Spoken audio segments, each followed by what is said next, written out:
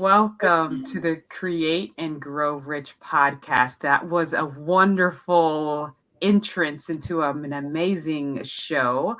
I have with me here today someone who is famously globally known as the healing harpist.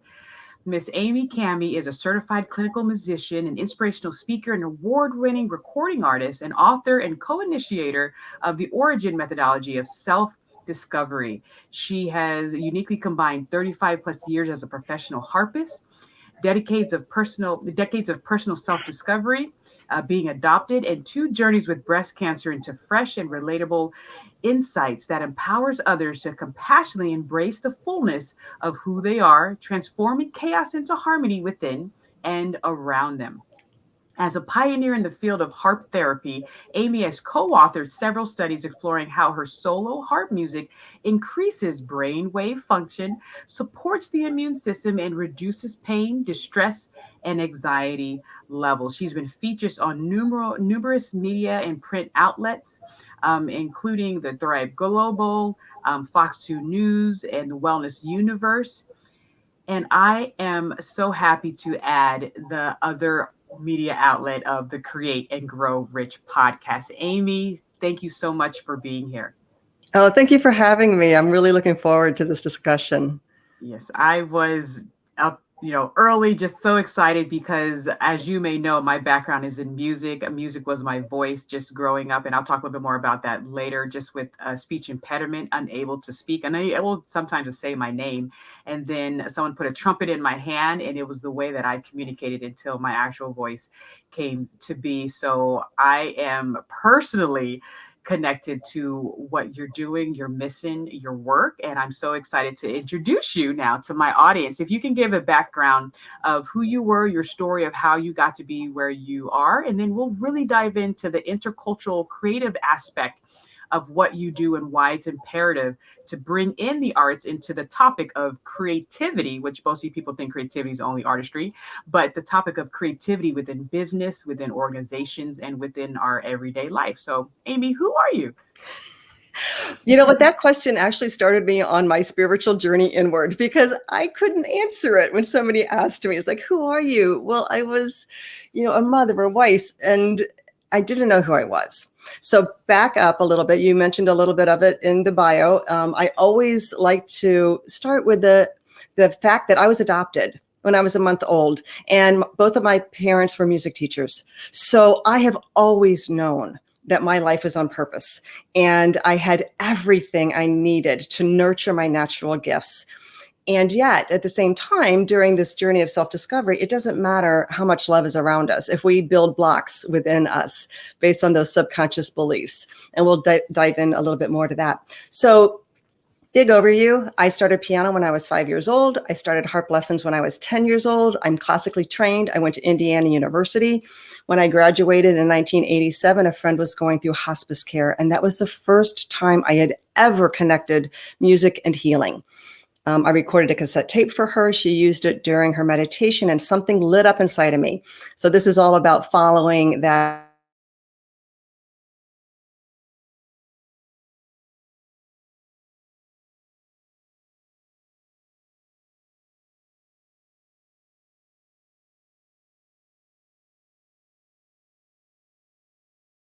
some pilot study research with my music based on some insights that I was discovering during my journey of self-discovery. So it's like the paths were parallel, and it all had to do with going inside and discovering aspects about myself. And that Could you pause right there and go back to when your friend was going through? Because I lost you a little bit. So you were doing the hospice care and you saw the connection. Sorry. Okay, great. So when I graduated from Indiana University in 1987, a family friend was going through hospice care, and I was just inspired to record a cassette tape for her. And that was the first time that I had ever considered music and healing. But something lit up inside of me. It was like that divine guidance. You just follow it without knowing how or why. And doors just continued to open. My journey inward continued. I married my best friend. He's 25 years older than I am, but he is a spiritual visionary and a creative genius. So his perspective on life, on everything, helped to expand my perspective on everything, which I'm excited to bring those insights into this conversation because, we create our life. It's not just about music or a specific type of expression. So fast forward, I transitioned from classically trained, being afraid to even play two notes together, to somebody who can now sit down and just allow and trust the music to move through. I've got over 15 recordings that are used all over the world for healing and sleep and relaxation. And I love inspiring others with an expanded perspective of self-care, relationships, and creative expression through an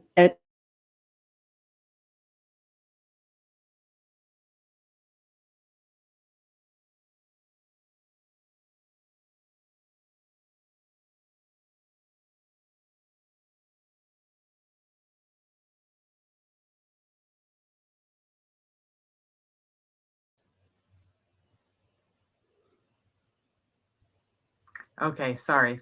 My internet is like, why would Dory, my amazing, That's okay.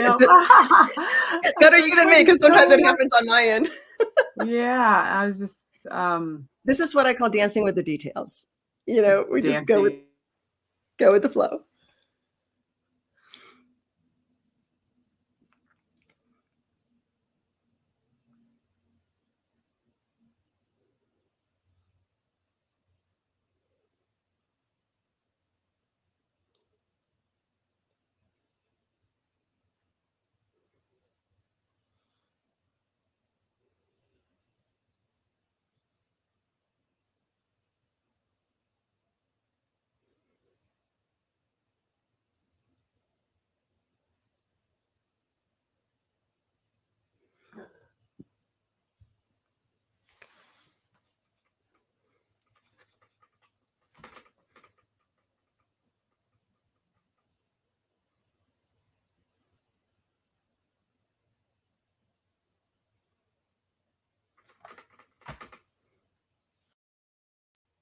Okay.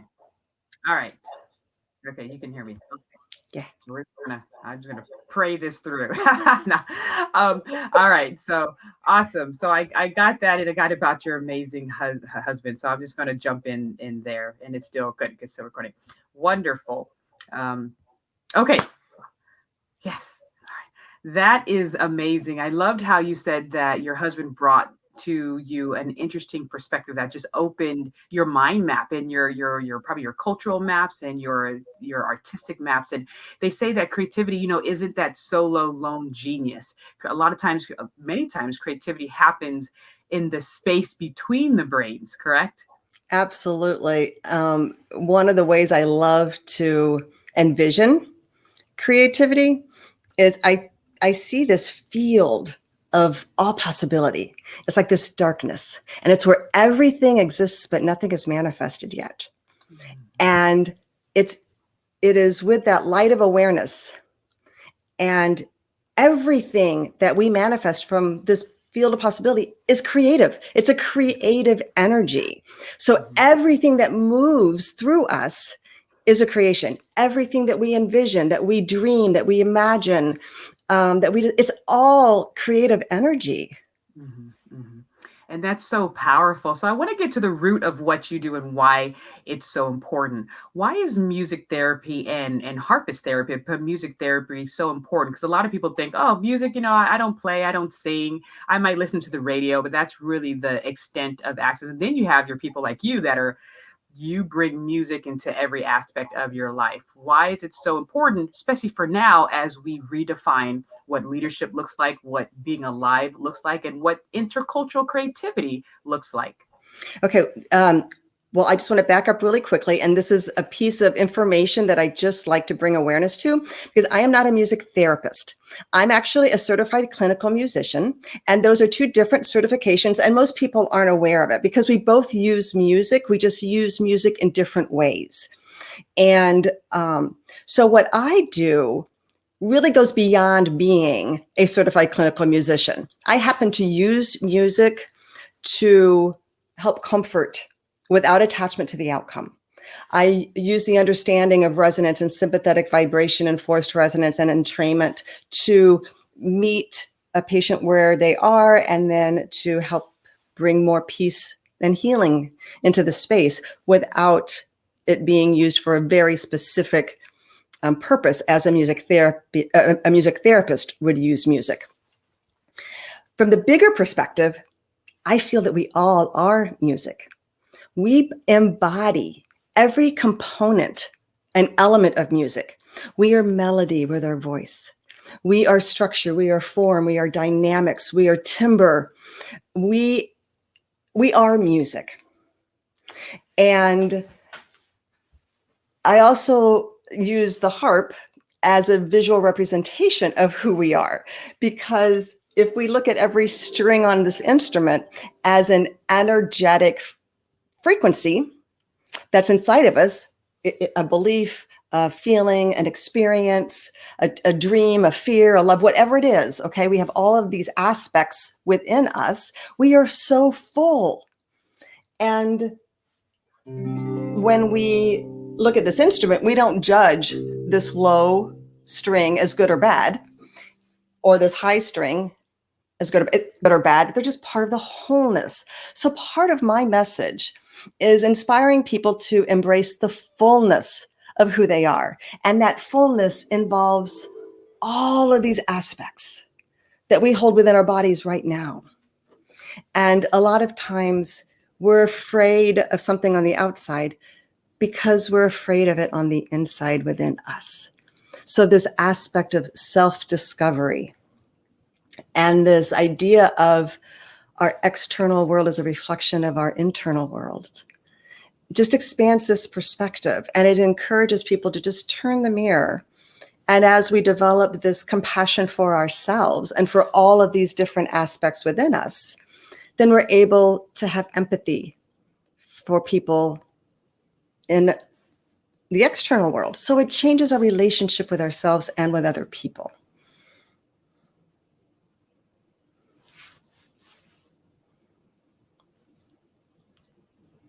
And that's a power position to be in. I always say I have the diamond of design, and one of the elements of the diamond of design is internal and external compassion. And a lot of times we forget the internal compassion. How do we be compassionate with ourselves? And even when you talk about intercultural creativity, the intercultural part, we have so many cultures, so many lenses within ourselves. Have we really taken the time to stop and analyze and reflect? You know, reflection is key. John Locke said innovation and the great ideas come from two sources, you know, the reflection and the sensation. Being aware of our sensations, being aware of how we observe things. So you are right on point. And please feel free to talk and play every now and then. You just jump on in, because that just, it does. People don't really understand the effect that music has on that. So what else can you add to that, so people can really start to open their minds around this truth? Well, I'll just share an example. So for me, I'm classically trained. My biggest fear was that I did not know enough theory to write my own music, because I grew up being judged. You know, we have auditions, we have competitions as musicians, and we are always at the mercy of somebody looking at us and judging us. So we want to be perfect. And that's really scary.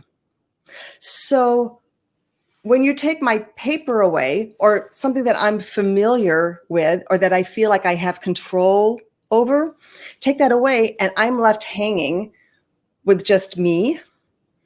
The first time I sat down with a group of friends who we were using our instruments as our voices, and we were having a conversation, pretending like we were at a dinner party. And when it got to me, I could not play two notes. I was so frozen in fear that I was going to do something wrong. I wanted to know what key it was in. I wanted to fit my expression into a frame of knowledge that I had in my head. And I was afraid to express what was in my heart.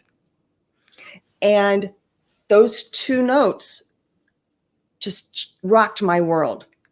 I could not, I didn't know I had that much fear inside of me. And that just led me into this place of, we all have heard music as a language. We've heard that. But at this point in my life, I went in and I asked the questions, well, how do we learn how to speak? As infants, we play with sound, mama, dad, dad. We're playing with the vocalization of it. And then we put a word together and then two words, but they're incomplete. It's just enough to get an idea across. What we need, what we want. And then we can put it into sentences. And then years later, we go to school and we discover the quote theory of language. So in that moment, I was a professional musician. I could play anything you put in front of me, but I was an infant at expressing myself through that medium of music. So I had to turn the mirror and see myself as an infant and be compassionate with myself and give myself space to play and to try something and to play with the sounds and what felt. I wanted to use the word right, but there's no right in this scenario. To just feel. And that was huge for me because I was already cut off from my feelings. And that was paralleling my self-discovery growth inside. There were so many layers to this. But the bottom line of this unique creative expression is to find that place of compassion within ourselves. Don't judge it. Trust it. Play with it. And just let it move through in whatever form it wants to take. Like we would tell our boys when they were growing up, whatever you're here to create, it doesn't exist yet. You get to create it. And that's hard because we don't have mirrors in our outside world to see it. Everyone has this unique expression. And I don't care if somebody else is playing music. I don't care if 3 people are playing the same piece of music or drawing the same picture or having the same ideas. They are still unique through that individual. Yes, I think I mentioned to you before in a pre-chat where I love Beethoven and I really studied his work and I used his work in my classroom to teach, overcoming obstacles and struggle and just his story. But in my own study of his work, and some of his not, he's famous for his ninth and his fifth.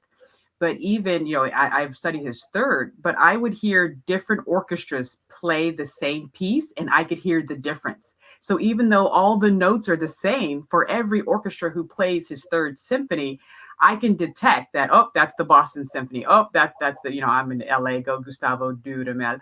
I can pinpoint because you're right. They're interpreting that same piece of music differently. That's so fascinating. Yes, I believe every form of expression brings that which is within us out into the world. Every form of expression creates these highways of connection. And the expression is not just music or dance or literature. It is our voice. It is our eyes. It is the way we touch. It's how we move through life. We are continually creating and expressing. And these highways of connection, literally, I see it. They're like tubes or like these little highways that bring that which is within us out into the world. It's like you can hear somebody like it's saying business and they are saying the exact same words. And, one person is saying it from their head and the other person is saying it from the heart because we feel it. And we feel it through what is called sympathetic vibration. Because we have all of these frequencies inside of us. And when two objects of the same frequency come into close proximity to each other, they begin to sing together. They resonate with each other. So we feel it. And the work of Dr. Michael Platt in his book, The Leader's Brain, he talks about synchronized brains. And I think that's connected to what you are saying. And the reason why I'm so just passionate about your work and passionate about bringing this to the mainstream media and to the workforce, people who may not think that this is a critical aspect in the development, right? This new shift of leadership development and of workforce development is exactly what you said, the musical aspects of the way we life, how music is literally embedded, and the arts, all the arts, but especially music. Because if you look at what happens in the brain when music is played and then when music is performed, when you're the one producing the music, it's astronomical. It's not one-sided, it's all over the brain. And I mean, I'll talk to you more about that, but just how can leaders in the Mhm. workforce better bring in this concept into their leadership development and to their employee resource, groups and development? One of the concepts that I love to share with people, it's an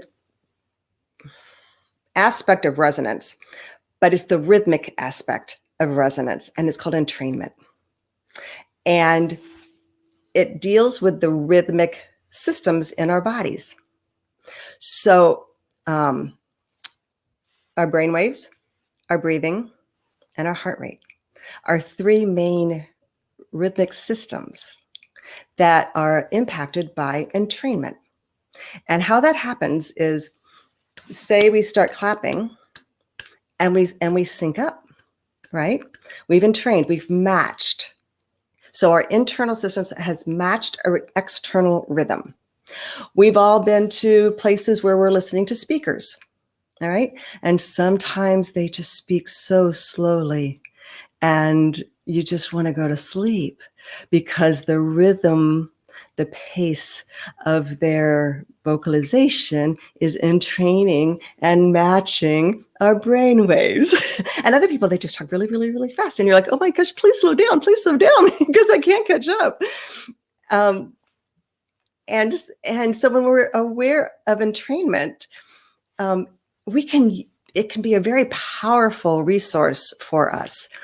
One of the stories I like to share is when our son was young. So I've been doing this for a long time. So when he was young and he couldn't get to sleep, he would ask me to lie down with him. And he didn't want any kind of physical, he didn't want to be hugged or cuddled or anything. He just wanted me to lie down because he knew that when I lie down, I would go,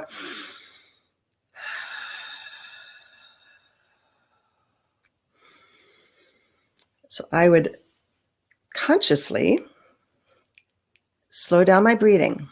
And he knew that his breathing would slow down and train with mine. And these three rhythmic systems, our brainwaves, our breathing, and our heart rate, entrain with each other. So if you slow down your breathing, then your heart rate and your brainwaves are going to slow down. And so he was able to then get to sleep. So we can use this idea of entrainment in really powerful ways as leaders, as coworkers, as colleagues. If somebody's upset or if we approach them from this place of compassion, like understanding what's going on, seeing through the action, and that's another part of the conversation, and recognizing what is inspiring or motivating or triggering that response, because it's never usually what's happening in the moment. It has to do with that history that's being brought into the moment and then vibrationally getting triggered by whatever is happening in the space. But if we're aware of that and we can hold that calm within us without activating or igniting, and we speak in a calm voice, a compassionate voice, not judging, because when we don't judge ourselves, other people don't feel judged, then they will eventually calm down. But it will be through that idea of entrainment. That's so good to share because I want people to be aware of things that are always going on around them. And I love the fact that your son asked you to do that, and that reminds me of my 3-year-old. He's 3.5 now, and because I taught music growing up, he was in my womb when I was still, because I worked until the last day because that's just what I do, right? And so it's like, and he, of course, he's cognitively advanced. His vocabulary is very high for a 3-year-old, and just very much aware. And the first thing the nurse said to me was like, he's very alert. And 3 people said that to me. And I think it was because he had 5 months of music class in the womb and what it did while his brain was developing. Mhm. But I love that, in fact, because I'm assuming your boys were just exposed to just different different arts around the home. And I just wonder, just us bringing that other level of communication.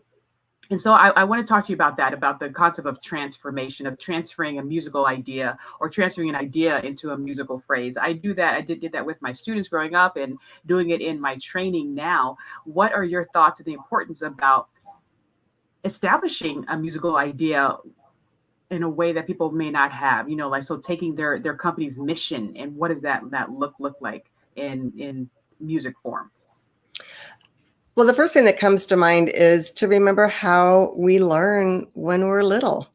The sing songs, the nursery rhymes. I don't know about you, but when I was in school, if I could probably still sing and name all the United States because of that little song. That's a lot of information to get across. But when we put information into melody, we're wired to remember that. And so, again, the idea of having fun, take a phrase, feel the rhythm, listen to how you speak it. Listen to how it comes out naturally when you're talking to somebody. I had a friend who was wanting to rebrand her business, and she couldn't come up with a name because she was thinking about it. And when you get stuck, that energy of that mental focus is like so tight. We want to open that space. And I said, you know what? Don't try so hard. Just listen to yourself. When you're in conversation with people, just listen to yourself and it'll come out of your mouth. It'll just come out. And it did. It did. So yeah, with any kind of messaging, have fun with it. Sing it in a lot of different ways. Sing it as if you were a child. Yes. And I love the fact that you reminded us that the brain is built to encode, right? Encode and take the information that we're learning and add these little handles on it. And I love the fact that my students even tell me, yes, Miss Letford, someone asked a question and I remember the song you taught me like 5 years ago. And I bring that up with my clients because you're not just encoding it with melody, which is powerful, but with the emotion. So can you talk a little bit about the emotional aspect? Emotional intelligence is huge right now.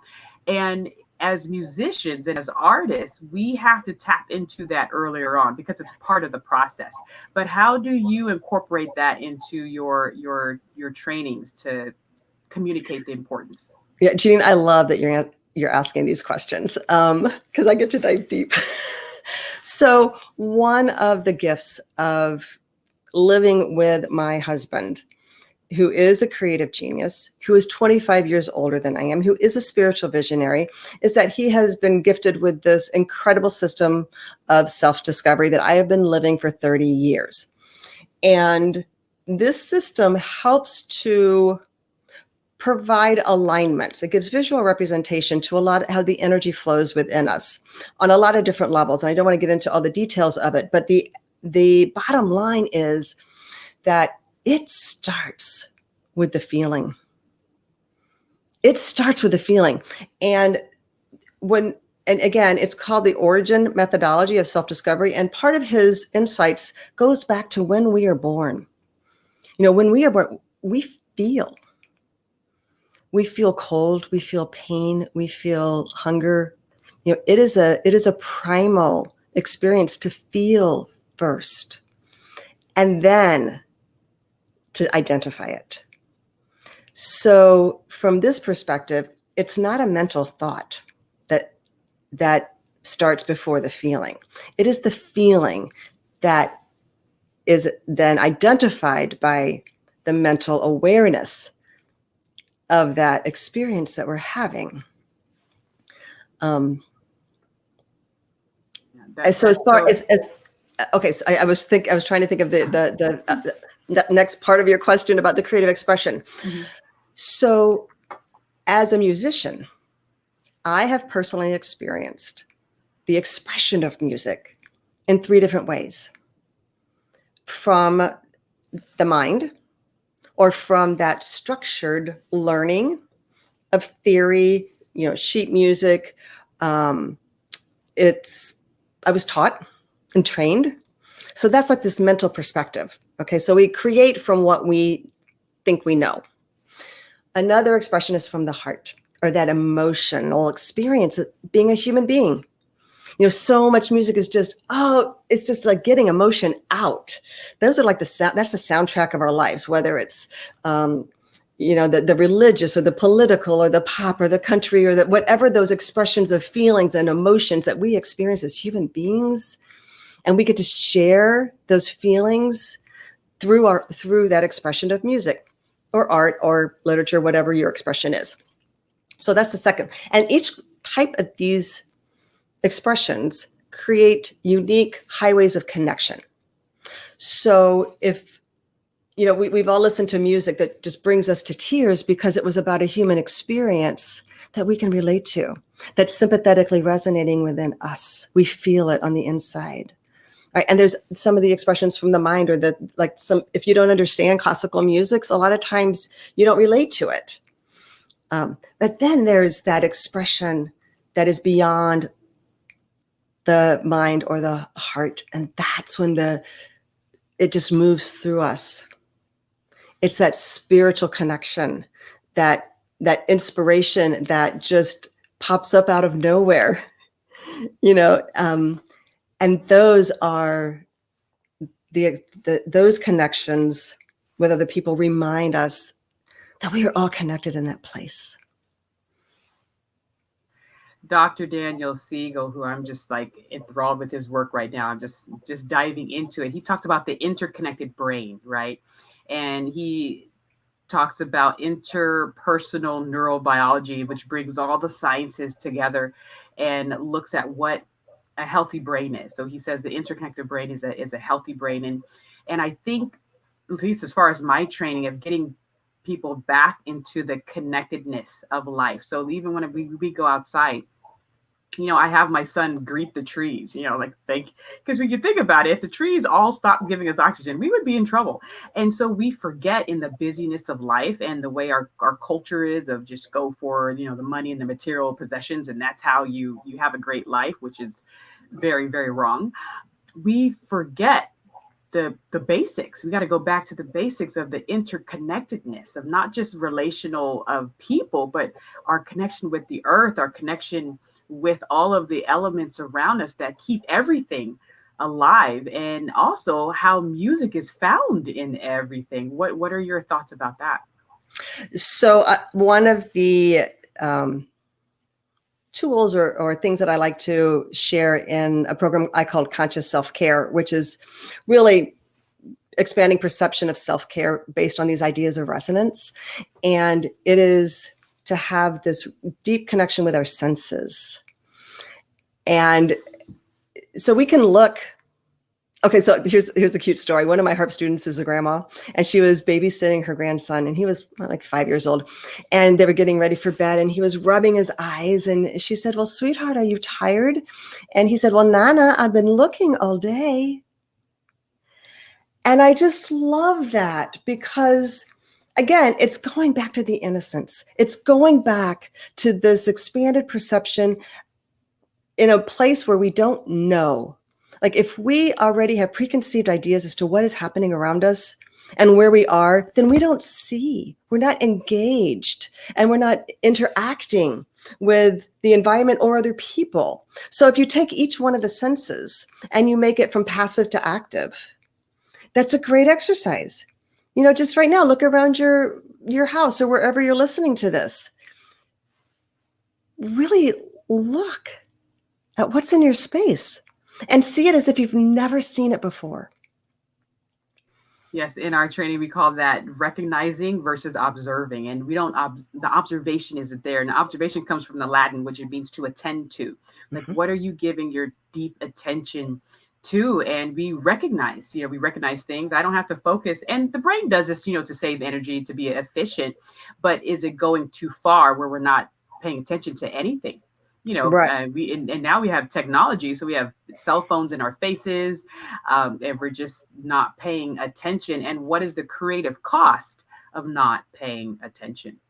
Right. And I would call that conscious engagement with the senses. So for me, it's about conscious and subconscious. What are we aware of? What are we not aware of? Those subconscious beliefs and patterns truly it's what motivates so many of our choices and behaviors and beliefs. We just get into these routines and these patterns because they are familiar. They feel safe. They're comfortable. We don't have to change. There's so much change happening in our world so quickly. We don't even have time to assimilate it. And so it's about attuning really to meet the constant change that's around us. So the more we can continue to turn the mirror and go inside and discover these aspects of ourselves, I find that helps us ground within ourselves. And then that helps us in our relationships with other people too. It just expands our perception of the moment, because the moments can be fleeting and fast, or the moments can be so full and precious.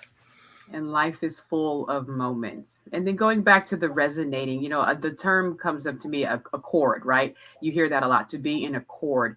And as far as harmony going, and my son turns off the light. He turns off at two at a time. He says, "Look, I did a chord." So I think that's hilarious. I was like, and he made that connection on his own. I did. I think that's fascinating. At 3 years old, he knows to play 2 or more notes is a chord. Depending on which notes, but to do that with the lights, fascinating. But how can we move that into the business world? What does it mean to be in a chord? And please play before you answer this. I would love to just hear more, musically and verbally. But what does it mean to be in a chord? Okay, so 2 things that I'll share. One of the things that I like to bring attention to, and when we're talking about, we'll just stay like in the office space, in the professional environment, a lot of times it can feel like this. Really busy, fast, meeting deadlines. But the idea of slowing down and creating space between the notes, between the thoughts, between the ideas. So again, this goes back to entrainment. So working in an office environment or with other people, if you can just take a deep breath and exhale and slow the pace down of whatever's happening, that helps to shift, and then to create because this and this are using the same strings, just in a different way.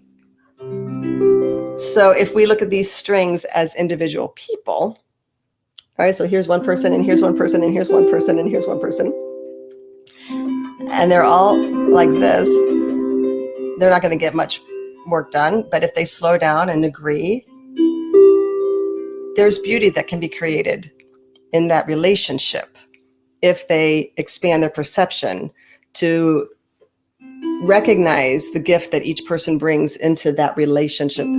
Okay. The other thing that I like to demonstrate is a lot of times, okay, so in our family, we have 3 generations. My husband's 25 years older than I am. And then we had teenagers, 2 young boys. So a lot of times in our house, there was a lot of energy moving, a lot of chaos, a lot of, and the boys would have frenetic energy, and we were just a little bit not so on their wavelength, so to speak. So we would have a saying, so it could be like this. We had a saying, take it down a notch. Take it down a notch. So if you've got 2 people that are clashing and they're vying for, listen to me, I'm right, listen to me, I'm right, okay? This is what they sound like.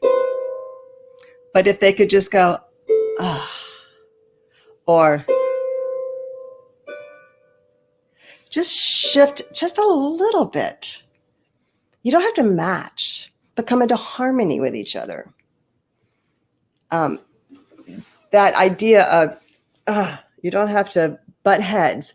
Just exhale, relax, and let it naturally find its harmony because it's there. Yes. And there's 2 points there I want to bring up. Number one, I have the 7 gems of intercultural creativity. So we're looking at the basic underlining cognitive and emotional structures that both cultural competence sits on and creative thinking sits on. So things like observation, curiosity, perspective shifting.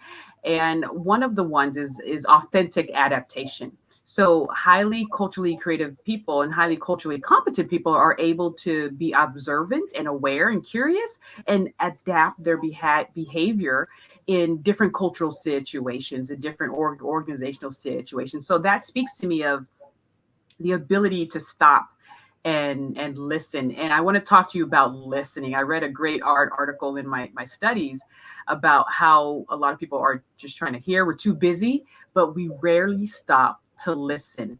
Being a classically trained musician, what does it mean to you to listen? And what tips can you give us to be better listeners?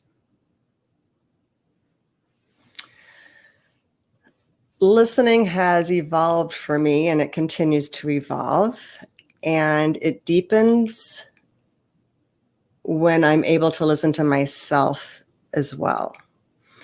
So when I'm listening to other people and when I'm speaking with other people, it's not that I'm always listening to what the words are. It's I'm feeling what's writing through their words. And a friend of mine has this phrase, listening between the lines. And I'm like listening through the words and feeling. What am I feeling when they're sharing? And it just deepens the connection really quickly because they feel heard. And a lot of times people struggle finding the words to describe what they're feeling or finding the words to articulate what they're thinking in a way that other people will understand. And one of the things I've also realized is people listen on the level that they have capacity to listen. Like if I tried to describe, for example, the origin methodology, there's no way that I would be able to describe that in words because there's no context. You know, people hear based upon their experiences, based upon their beliefs and perceptions. And that's just how it is. And the more we can open and expand our perceptions within ourselves, then we have more foundational groundwork on which to listen authentically with other people. You're speaking my language. It's almost like we're unable to truly connect because the brain, the learning happens because of associations, right? You associate new information with the old information, and that's why knowing how to understand metaphors and use metaphors as an educator or a trainer is so key, because metaphors is always about paralleling, right, what you don't know with what you already know, and then I make that bridge and connection. But I also want to talk about how you said listening between the words, and that's why I think music and the arts, but especially music, it gives you a one up because you've been trained to listen to songs with a lot of times without any words, and you have to think about the musical idea. And a lot of times I have my son, which you have to meet my son. You're like, Genein, what are you doing with this boy? But he goes outside and he just listens to the birds and he tells me what the bird's saying. He has to listen to the tempo, the cadence, the structure, the rhythm. And okay, is that bird feeling upset? Is that bird feeling like what's going on? And we just create all these stories around birds who don't speak English, mind you. And it's fun, but leaders can take that same concept and train with you to learn how to listen between the words. Fascinating. And it only happens when they're willing to turn the mirror and dive into self-discovery. Because this is not a mental thing. This isn't something that here's a checklist and I'm gonna do this and I'm gonna do this and I'm gonna do and I'm getting all my checklists done and I'll do it. No, this is a skill that is developed and evolves in parallel, I believe, to our self-discovery. To be a compassionate leader, you've got to be compassionate with yourself. You've got to be willing to turn the mirror and dive into those hidden, scary places, those old beliefs, those old patterns that have motivated choices for years. And that, for me, that's the way to develop empathy and to have a sense of connection with those around you. And it naturally builds respect because then people feel heard and they feel cared for and they feel listened to. But that's vulnerable. That's hard to get in a leadership position with decades of saying you have to know it all, to now you're saying I need to do self-discovery and be vulnerable in front of people and show people. Yes, you are so right on. I love this conversation. Okay, so I've gone through breast cancer twice, and I've learned so many life lessons, and one of them was about this stance. If you stood tall and you opened your arms wide, that would be open. What I discovered I had done is I had twisted the words open and vulnerable. I had twisted the definitions because the same stance, and this goes to a saying that we have in our house, same action, different core.